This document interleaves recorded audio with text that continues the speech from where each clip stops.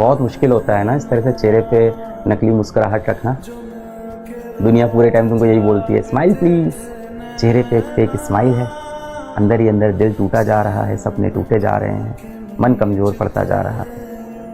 सबसे बड़ी दुविधा की बात कि ये बात बताएं तो किसको बताएं। दोस्तों को बताते हैं तो डर लगता है कहीं मेरी इन कमजोरियों का वो फ़ायदा ना उठाए, इसको ले जाके समाज में 4 लोग के सामने मेरी हंसी ना उड़ाए। माता पिता अपने जीवन में खुद इतने परेशान हैं, इतनी मेहनत कर रहे हैं और मेरे लिए इतना अच्छा सोच रहे हैं, अब उनको जाके मैं कैसे बता दूं कि मैं परेशान हूँ, उनकी परेशानी और कैसे बढ़ाऊँ। बस यही महसूस होता है कि ना मैं अच्छा बेटा बन पाया, ना मैं अच्छा भाई बन पाया, ना मैं किसी का बहुत अच्छा मित्र बन पाया, ना मैं एक बेहतरीन शिष्य बन पाया। जीवन साथी तो शायद मेरे को कभी मिलना ही नहीं था, तो वो मुझे मिला नहीं। जिंदगी हमें रुला रही और हम रोए जा रहे हैं। यदि आप लड़के हो और जीवन में आप पैसा नहीं कमा पाए, आप सफल नहीं हो पाए, तो ना आपको समाज से इज्जत मिलेगी, ना आपको किसी से प्यार मिलेगा। यही कठोर सच है। हम लोगों से बहुत दिल लगाते हैं, बहुत प्रेम करते हैं, सब अच्छा करते हैं, सामने वाला व्यक्ति हमें छल दे देता है, हमसे चीट कर देता है, हमें धोखा दे देता है, हमें तड़पा देता है, परेशान कर देता है। आप बोलते रह जाते हो प्लीज़ मेरे मैसेज का रिप्लाई कर दो, प्लीज़ कॉल उठा लो। 10-10 कॉल आप करते हो, ब्लॉक हो जाते हो, दूसरों के नंबर से कॉल करते हो। बता के और जता के अगर कोई मिल रहा है तो वो प्यार थोड़ी है।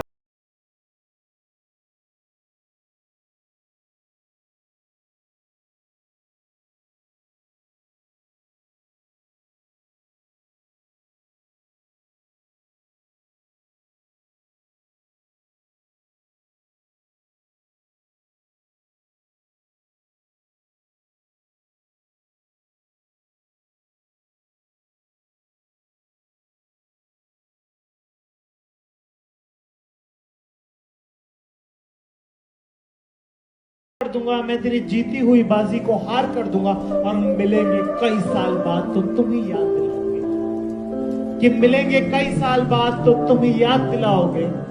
मैं सुन लूंगा पूरा, फिर इनकार कर दूंगा। हमारा दिल तो बहुत कम बार टूटा है। आपने तोड़े ना? हाँ, एक रजत करके लड़का है, कॉमेडी करता है वो भी, उसका एक शेर है कि बिगड़ गए थे इश्क में थोड़े बहुत, दिल टूटा तो फिर दिल तोड़े बहुत।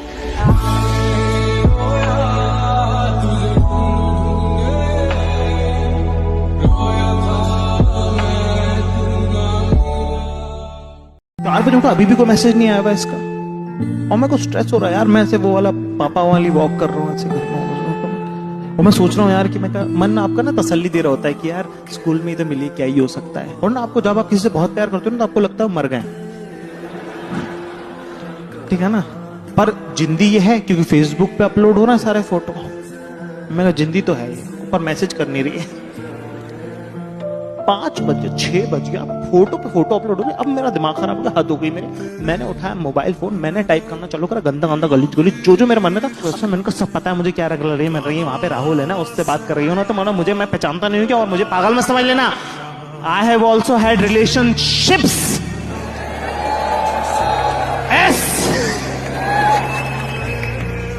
मैं पूरा 8 पैराग्राफ का मैसेज लिखा और फिर मैंने मिटा दिया। आज जो आपको लग रहा है कि बहुत जरूरी है, ये इंसान अगर जिंदगी में नहीं मिला तो मेरा कुछ नहीं होगा, अरे रुको बाबा, ये तो अभी शुरुआत है। आगे आगे देखो अभी होता है क्या। हरिवंश राय बच्चन साहब की एक लाइन है कि मन का हो तो अच्छा और ना हो तो, कि जब आपके मन का नहीं होता तो ईश्वर के मन का होता है, ठीक है ना। जब भी ऐसा लगे जीवन में कि जीवन हाथ से निकलता है, एंग्जाइटी हो, डिप्रेशन हो, तो हमेशा ध्यान रखना है कि आपसे बहुत बुरी स्थिति में लोग आपसे बहुत अच्छा कर रहे हैं, और अच्छी स्थिति में होने के बाद एंग्जाइटी डिप्रेशन में चले जाना, इसका मतलब हमने उन चीज़ों की कद्र नहीं की जो मिली हुई है, और जो नहीं मिला उस पर फोकस इतना ज़्यादा कर लिया जितना करने की ज़रूरत नहीं थी।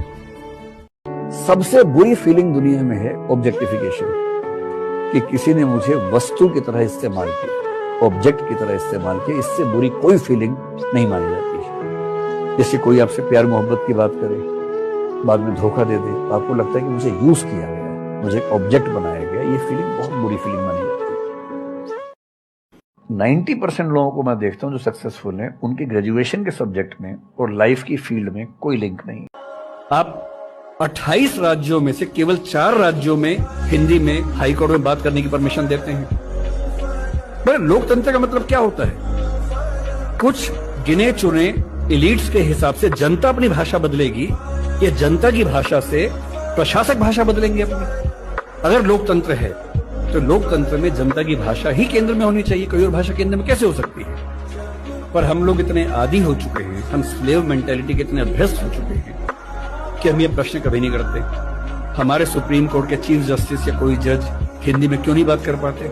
और नहीं कर पाते, मैं फिर बार बार कह रहा हूं, मामला सिर्फ हिंदी का नहीं है। मेरी इच्छा है कि सुप्रीम कोर्ट के बहुत सारे जजेस में कुछ को तमिल ठीक से आती हो, कुछ को तेलुगु अच्छे से आती हो, कुछ को मराठी आती हो, कईयों को हिंदी आती हो। और बेंच का फैसला करते हुए ये भी एक पॉइंट ध्यान में रखा जाए कि मामला कहां का है और उस मामले में ऐसे जज को प्राथमिकता मिले जो उस भाषा को जानता हो। जबकि सच ये है कि पूरे यूनिवर्स में अगर मैं इस पूरी दीवार को यूनिवर्स मान लूं तो जो हमारा पृथ्वी जो हमारी है ना, वो क्या मैं कहूं, एक मच्छर को भी 100 से डिवाइड कर देंगे उतना हिस्सा बनेगा। 1000 से डिवाइड कर। हाँ, इतनी छोटी पृथ्वी के कुछ 1000 साल के अनुभवों से हमने थियरीज बना ली हैं बड़ी बड़ी कि भगवान, अल्लाह, गॉड। बस मेरी एक बात मान लो, दुनिया में उलझना छोड़, उलझो मत। प्रेम के नाम पे, रिश्ते के नाम पे, भावना के नाम पे, रिश्तेदारी के नाम पे, रीजन के नाम पे, धर्म के नाम पे उलझो मत। उलझने से अगर तुम बच गए, प्रेम करो, एकदम करो। गर्लफ्रेंड बहुत अच्छी बात, बॉयफ्रेंड बहुत अच्छी बात, ये इसको मत छोड़ो, उलझो मत। कोई जा रहा है उसको विदाई दो, पार्टी दो, माला पहनाओ, तारीफ करो उसकी, वेरी गुड, वेरी नेक्स्ट, और लाओ, उलझो मत। धर्म को पढ़ो, धर्म से सीखो, धर्म के रास्ते पर चलो, उलझो मत। बस मेरी एक बात मान लो, दुनिया में उलझना छोड़, फिर देखो जिंदगी कितनी प्यारी हो जाती, मस्त। अफेयर, दोस्ती, रिश्तेदारी सब ताकत से होती है, नहीं तो रिक्शे वालों के भी अफेयर होते। अगर अफेयर, दोस्ती, रिश्तेदारी ह्यूमनिज्म पर होती, इंसान से होती, तो रिक्शे वाला भी वैलेंटाइन डे के दिन छुट्टी पर रहता। कहां से बेचारा हर चीज का नकली दिल खरीद के ले जाएगा 6000 रुपए का? मुकेश अंबानी साहब की वो कंपनी है, वहां से टेडी बियर कैसे खरीदेगा 4000 रुपए का? माँ बाप तो कभी गलत नहीं, और जो माँ बाप की बात नहीं मानते वो शैतान है।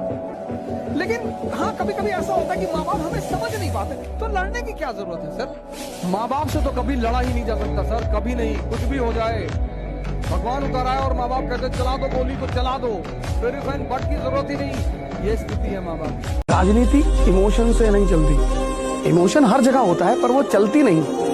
राजनीति चलती है प्रबुद्धता से, और जिसके पास ज्यादा होगी वो आगे रहे।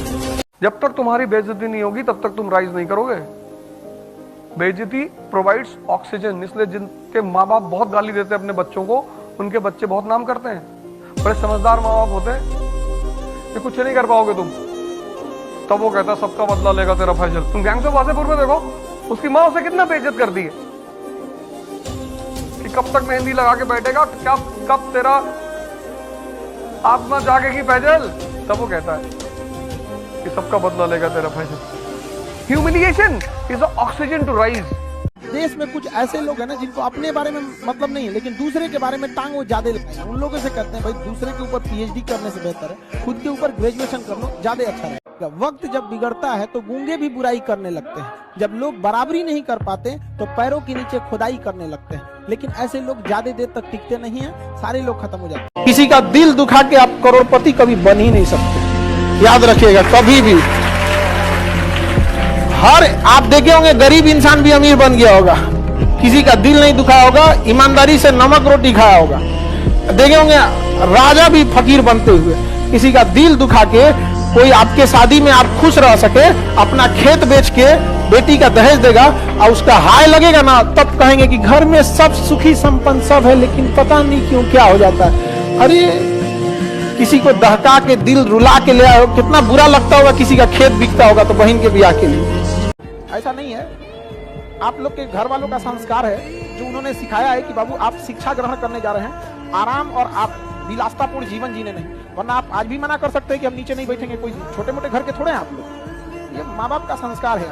और हमसे मतलब कई लोग कहते हैं कि सर अब दिल्ली आइए, कोटा आइए, कभी आइए।